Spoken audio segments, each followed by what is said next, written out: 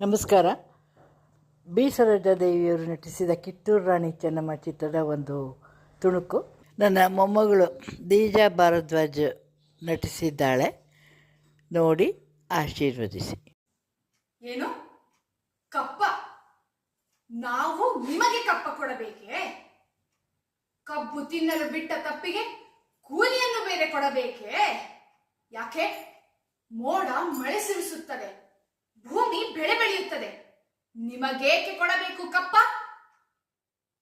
ನಮ್ಮವರೊಂದಿಗೆ ಉತ್ತೀರಾ, ಬಿತ್ತೀರಾ, ನೀರು ಹಾಯಿಸಿ ನಾಟಿ ನೆತ್ತೀರಾ, ಹೊರೆ ಹೊತ್ತೀರಾ, ದಣಿದವರಿಗೆ ಅಂಬಲಿ ಕಾಯಿಸಿಕೊಟ್ಟೀರಾ?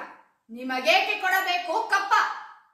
ನೀವೇನು ಅಣ್ಣ ತಮ್ಮಂದಿರೇ, ನೆಂಟರೆ, ಇಷ್ಟರೇ, ದಾಯಾದಿಗಳೇ? ನಿಮಗೇಕೆ ಕೊಡಬೇಕು ಕಪ್ಪ? ಮೈಸೂರನ್ನು ಹಾಳು ಮಾಡಲು ಮರಾಠರನ್ನು ಹಾಳು ಮಾಡಲು ಮತ್ತೊಬ್ಬರನ್ನು ಎತ್ತು ಕಟ್ಟುತ್ತಾ ಇಡೀ ಹಿಂದೂ ದೇಶವನ್ನೇ ನೇಯ ವಂಚನೆಯಿಂದ ನುಂಗಲು ನಿಂತಿರುವ ನರಿ ಜಾತಿಯವರಲ್ಲವೇ ನೀವು? ಎಚ್ಚರಿಕೆ! ಕಿತ್ತೂರು ರಾಣಿಯನ್ನು ಕಪ್ಪ ಕೇಳುವವನ ನಾಲಿಗೆ ಸೀಳಿ ಹೋದೀತು.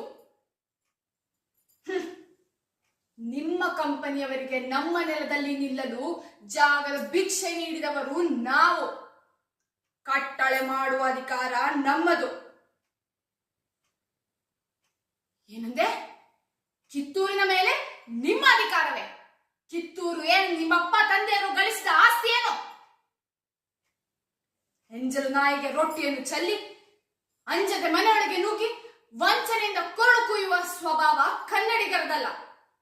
ಹೋಗು, ನಿನಗೆ ಜೀವದಾನ ಮಾಡಿದ್ದೇನೆ. ಬದುಕುವ ಆಸೆ ನಿಮಗೂ ಇಲ್ಲ, ನಿಮ್ಮನ್ನು ಉಳಿಸುವ ಆಸೆ ನಮಗೂ ಇಲ್ಲ.